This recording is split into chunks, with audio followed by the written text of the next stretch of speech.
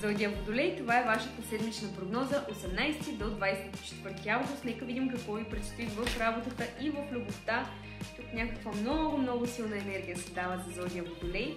Един баланс, който търсите, към който се целите, стремите и така нататък, но сякаш този баланс се изплъзва и то под влиянието на някакви чужди влияния, взаимодействия. Хора, които по една или друга причина крият тайни от вас, хора, които не изказват своето мнение искрено, чисто и на вас това ви тежи.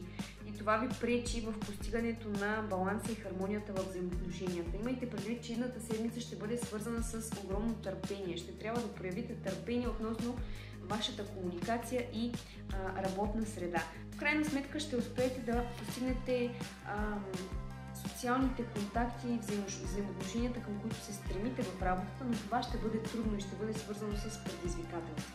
Така че избягвайте конфликти едната седмица, за да можете да се чувствате вие спокойни.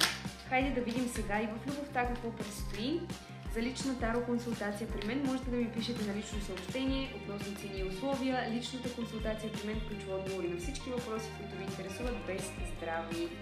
Като цяло в любовта се дава сбъдване на вашите мечти, постигане на една хармония и баланс в началото на седмицата, но в края на седмицата като че ли ще се почувствате разочаровани и предадени.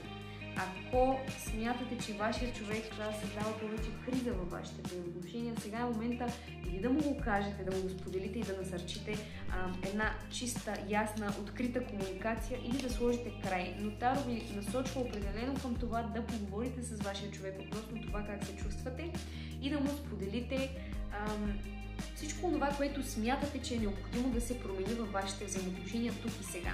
Хората, които обаче имат стабилни взаимоотношения, връзки, се дават сбъдване на желания, стабилност в взаимоотношенията, прогрес, успехи и постижения с техният любим човек. А хората, които все още изобщо нямат човек в себе си, ще успеят да срещнат такъв, стига само да се отворят за това.